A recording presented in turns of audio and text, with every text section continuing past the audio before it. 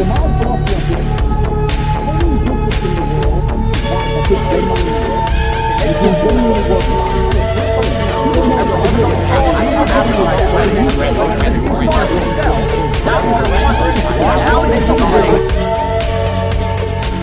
is the red pill? The red pill movement is a genre of videos that are being marketed as a form of guidance to help young men gain confidence, independence, freedom, and increase their social standing and income. And I think our generation really needs that sort of guidance.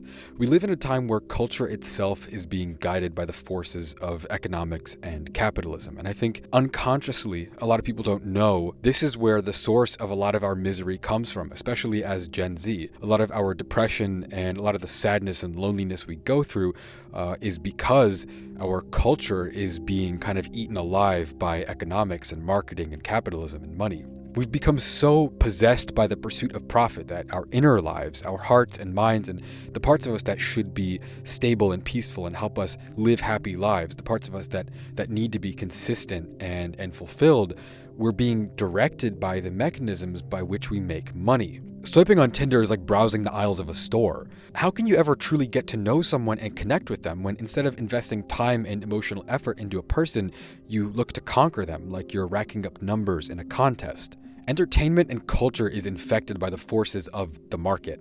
YouTubers don't make videos on topics we're interested in. We make videos on topics that will get views. And even if you think I'm wrong right now, I'm not. Do you know how many videos I wish I could make, but I know not enough people would watch, so I'll never do it? My best work, my best art on this platform will never exist. I'll never be able to make it, because it's too risky to go against the proven system of getting clicks and views.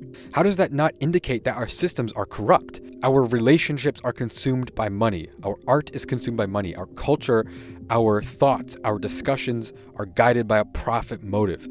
To what degree can you have any true thoughts or experiences at all when the motive for profit guides your hand?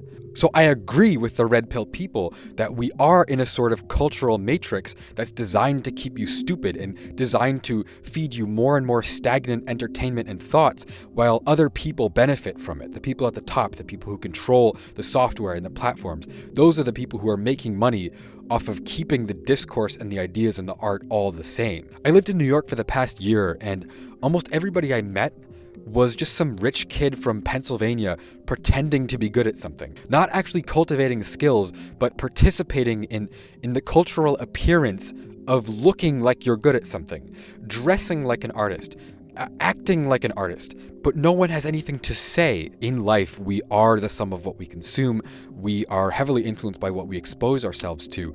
And what we consume and what is exposed to us every day is boring corporate garbage. Every single day.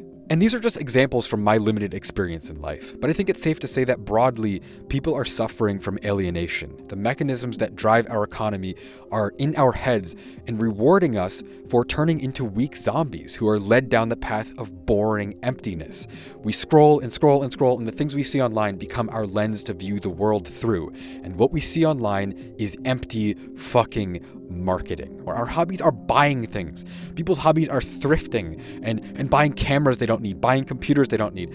No one creates anymore. People don't have the inner relationship with themselves to learn how to create things and solve issues. Our generation sucks, and we suck because of the things we watch and the things we consume. And I completely agree with the red pill guys. When Andrew Tate says this and that, I agree with that. But I think where the red pill ideas go wrong is the idea that you should be tying your self-worth to how much money you make, tying your self-worth to your social status. It's a plan that's destined to fail. Andrew Tate talks about how he couldn't sleep until he had money when he was young, when he was my age, when he was 22. He was poor, and he hated himself because he wasn't rich. And now he talks about how he's a god on the earth with unlimited freedom, unlimited funds, and no one can tell him what to do. That does not exist.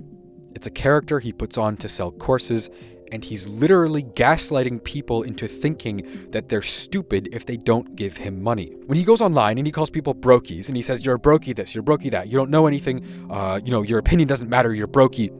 He's putting you in a mindset that you should hate yourself if you're not making money. And then immediately after, he tells you that the cure is to pay him for a course on how to make money. I don't think you can achieve greatness by pursuing the visual qualities and the social signals of greatness like money and status. I think the real key to success and greatness is devotion and dedication to whatever path you choose. Anyone telling you that you have to fuck bitches, make fun of women, buy courses, trade stocks, and become a millionaire to achieve greatness and escape the system is a fucking scam artist.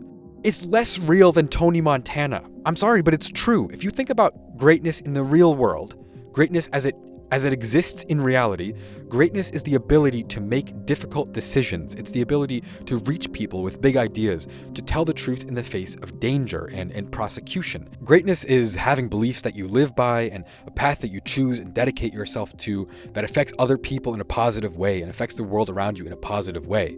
Basquiat was one of the greatest artists of all time. His paintings have sold for over $100 million, but he died of a heroin overdose with no money at the age of 27. Van Gogh is the most famous, beloved artist of all time, but he suffered from depression and killed himself before his talent was ever recognized by the outside world. He died lonely, broke, and sad, but he achieved more greatness than any artist alive today. Do those people not count because they weren't on the Sigma quintillionaire grind set? And I think art in general is in a really bad position right now because so many artists feel the pressure to be capitalists and to be influencers. How many great artists, how many people have so much technical ability out there and so much creativity that will never get to a gallery, that will never get appreciated by people around the world because they're on TikTok making fucking crayon drawing tutorials for kids? Because that's what we expect. That's what we reward socially and financially. We reward shallow bullshit. There is someone out there who could make a work of art so great it would be seen around the world, but instead it's seen by kids on TikTok because they feel like they have to please the algorithm instead of pursuing greatness. And I think this is where the red pill videos go very wrong. It feels like for every piece of good advice they give 2 pieces of advice that will only lead to negativity and hatred of the world around you once you realize that it's not your destiny to be a 6'4" kickboxing champion with a Bugatti. Of course, it's in Tate's best interest to convince you that you can be like him, that you can have your own private jet and supercars, but only if you just pay for his course and post affiliate links. Who makes money when you buy Andrew Tate's course? He makes money. Tate makes money. You're paying him. You don't make money. You have to make your own money. I'm going to end this video with a clip from Sneeko. I think this video is from like a year or 2 ago. Those sad and anxious thoughts in my head by living recklessly. I don't even want to say living recklessly. I just want to say like doing what I want to do. I don't want to sit at home with my mask on worrying if I'm going to get fucking COVID. I'm 22 years old. I've got COVID twice and I'm fucking fine. At CNN all day, they're telling you, be scared, be scared. It's bad. Everything is bad. I don't want to live that life, yo. I don't want to just like stare at Fox News and be fucking paranoid all the time. What that is programming. It literally is programming, but they're programming you to be scared because nobody's going to watch the news. If you're happy and you're living life, why would you watch CNN? Why the fuck would you watch Don Lemon? How can you not apply that to the red pill craze that's going on right now?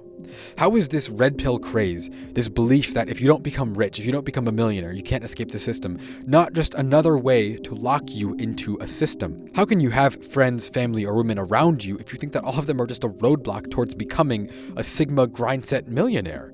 If you convince yourself that the red pill dream is your goal, nothing else will matter to you.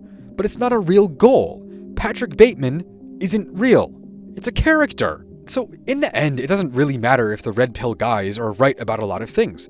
Even though they are, the real issue at hand, the real reason why they're appealing is because a lot of people in our generation have empty lives. We don't have meaning in our lives. We don't have an inner life that keeps us feeling fulfilled. But an obsession with money and social domination isn't a replacement for a rich inner life, especially when it involves buying a get-rich-quick course from a guy you've never met. It's just a fantasy. I respect Andrew Tate because he's a guy that's been through it all, and he speaks a lot of truth, but I don't think anyone should be modeling themselves after him. He said it himself, if you're a nerd now, you're going to be a nerd when you get money. You can't buy greatness. You can buy things, but you can't buy greatness.